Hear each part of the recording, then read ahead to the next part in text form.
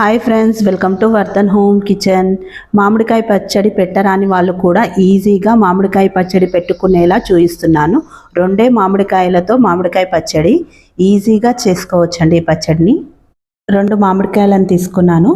మామిడికాయలను శుభ్రంగా కడిగి బట్టతోటి తడి అనేది లేకుండా తుడుచుకున్నాను. అసలు తడి అనేది లేకుండా తుడుచుకోవాలి. మామిడికాయ పైన ఉన్న ముచికను తీసేసి మామిడికాయని కట్ చేసుకోవాలి. ఈ మామిడికాయని చిన్న చిన్న ముక్కలుగా కట్ చేసుకోవాలి. చూడండి, వీడియోలో చూపించేలాగా ఇలా చిన్న చిన్న ముక్కలుగా కట్ చేసుకోవాలి. 2 మామిడికాయలను చిన్న ముక్కలుగా కట్ చేసి పెట్టేసుకున్నాను. ఈ ముక్కలను కొలుచుకుందాము ఒక గిన్నెతోటి. అన్నీ ఇదే గిన్నెతోటి కొలతలు చూపిస్తాను. ఈ మామిడికాయ ముక్కలు 2 గిన్నెలు అయినాయి. అవి ఒక బౌల్లో వేసి పెట్టుకున్నాను. 2 గిన్నెలు కరెక్ట్గా అయ్యాయి. వెయిట్లో చెప్పాలంటే ఈ మామిడికాయ ముక్కలు 1/2 kg వరకు ఉంటాయి. పచ్చడిలో వేయడానికి ఆవపిండి, మెంతిపిండి రెడీ చేసుకుందాము. కడాయిలో 1 స్పూన్ మెంతులు వేసుకున్నాను. మెంతులు కొద్దిగా వేగిన తర్వాత ఇందులో 2 స్పూన్ల ఆవాలు వేసుకున్నాను. ఆవాలను కూడా కొద్దిసేపు వేయించుకోవాలి. ఎక్కువగా వేగనవసరం లేదండి. ఇవి 2 కొద్దిగా వేడిగా అయితే చాలు, ఎక్కువగా కలర్ రానవసరం లేదు. చల్లగా అవ్వడానికి పక్కకు పెట్టేసుకుందాము. అదే కడాయిలో 1/2 కప్పు నూనె పోసుకున్నాను. ఏ కప్పుతో అయితే మామిడికాయ ముక్కలు కొలుచుకున్నామో అదే కప్పుతో 1/2 కప్పు నూనె పోసుకున్నాను. నూనె వేడైన తర్వాత 1 స్పూన్ ఆవాలు వేసుకున్నాను. 1/2 స్పూన్ శనగపప్పు, 1/2 స్పూన్ మినపప్పు వేసుకున్నానండి. ఈ మినపప్పు, శనగపప్పు ఆప్షనల్, వద్దనుకుంటే స్కిప్ చేసేయండి. పచ్చడిలో పప్పులు కొద్దిగా ఉంటే చాలా బాగుంటుంది. ఇందులోనే 1/2 స్పూన్ జీలకర్ర కూడా వేసుకొని ఇవి కొద్దిగా వేగిన తర్వాత ఇందులో ఎండుమిరపకాయలు కొద్దిగా వేసుకున్నాను. స్టవ్ ఆఫ్ చేసినాక కరివేపాకు, వెల్లుల్లిపాయలు వేసుకున్నానండి. ఒక 10 వరకు వెల్లుల్లిపాయలు వేసుకున్నాను దంచి.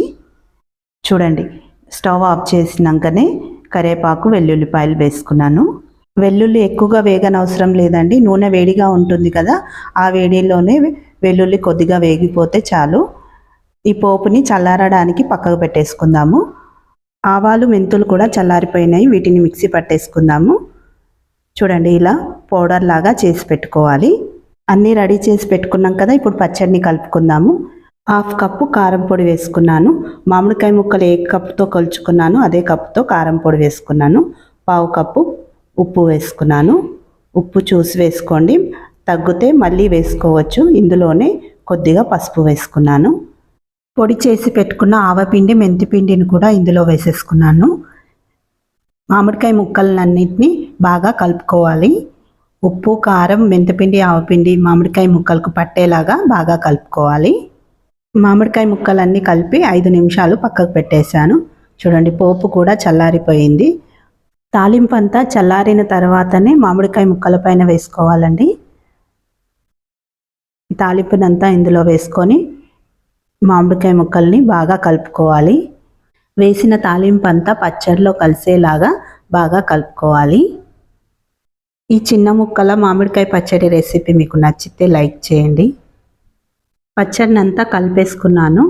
పచ్చడిలో నూనె లేనట్టుగా కనిపిస్తుంది కదా, ఒక రోజంతా మూత పెట్టి పక్కన పెట్టేసామంటే నూనె అంతా పైకి తేలుతుంది.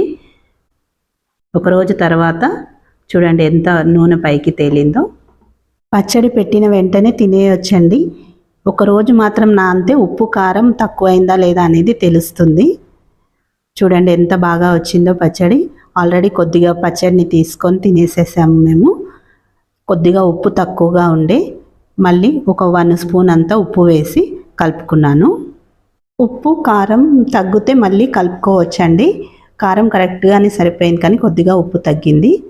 పచ్చడిని అంతా ఉప్పు వేసి మళ్ళీ కలుపుకున్నాను. ఈ పచ్చడిని ఒక గాజు సీసాలో ఎత్తి పెట్టుకుంటే 3 నెలల వరకు నిల్వ ఉంటుందండి. ఈ మామిడికాయ పచ్చడి. పచ్చడి టేస్ట్ మాత్రం చాలా బాగా వచ్చిందండి. చూస్తుంటేనే నోరు ఊరిపోతుంది, అంత బాగుంది ఈ పచ్చడి. మామిడికాయ పచ్చడి రెసిపీ మీకు నచ్చితే లైక్ చేయండి, షేర్ చేయండి, సబ్స్క్రైబ్ చేసుకోండి. Thank you for watching my video.